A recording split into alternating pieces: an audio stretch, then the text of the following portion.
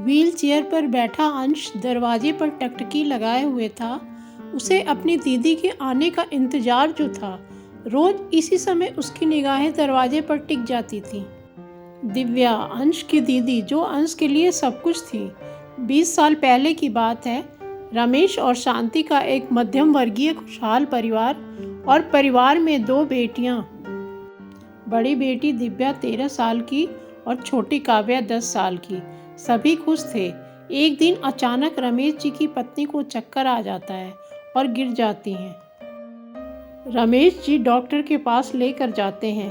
Doctor, आपकी पत्नी गर्भवती है। समय का काफ़ी अंतराल होने के कारण थोड़ा कॉम्प्लिकेशन है, पर कोशिश यही रहेगी कि सब ठीक हो। ये सोचकर सब खुश थे कि बेटे की चाह शायद पूरी हो जाए। बेटियों को भी उसका भाई मिल जाएगा। आज वो दिन आ ही गया जिसका सबको इंतजार था। शांति जी अस्पताल में एडमिट हो गई।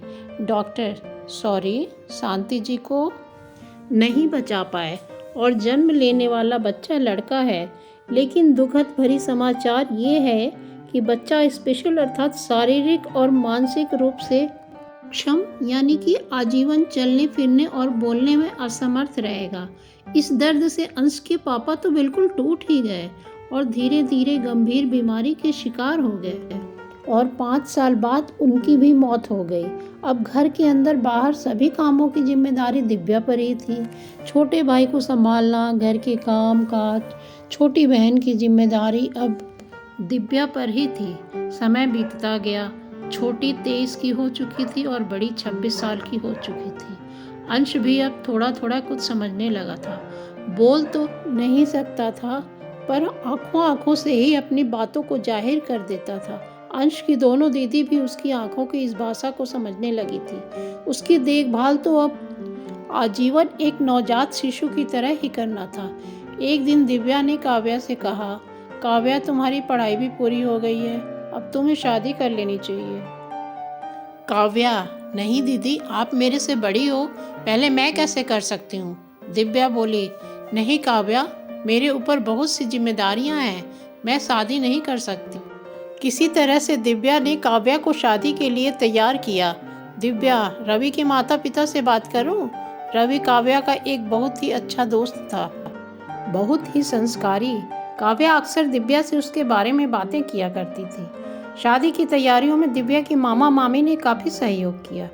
काव्या की विदाई के समय अंश बोल तो सकता नहीं था, पर उसकी आंखें सब कुछ कह गई।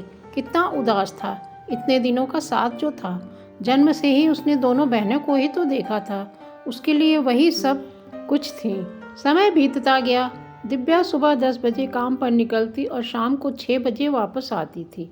कुछ ही दूरी पर काव्या का ससुराल था। कभी कभी काव्या भी आ जाती थी भाई से मिलने। जिम्मेदारियां तो वैसे थी ही बड़ी बहन दिव्या के ऊपर, क्योंकि अंश को देखभाल की उतनी ही ज़रूरत थी जितनी एक नवजात शिशु को होती है।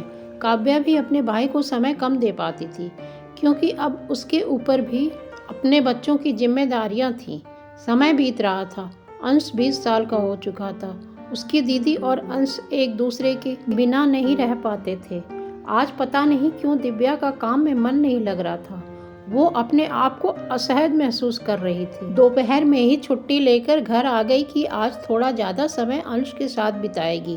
ताला खोला तो अंदर का दृश्य देखकर चकित रह गई। अंश व्हील चेयर से गिरकर बेहोश पड़ा था। दिव्या ने तुरंत डॉक्टर को फ़ोन किया। डॉक्टर, मुझे दुख के साथ कहना पड़ रहा है कि ये बेहोश नहीं है। इसकी 2 घंटे पहले ही मृत्यु हो चुकी है। दिव्या के आंखों से निरंतर आंसू बह जा रहे थे। अब दिव्या बिल्कुल अकेली थी।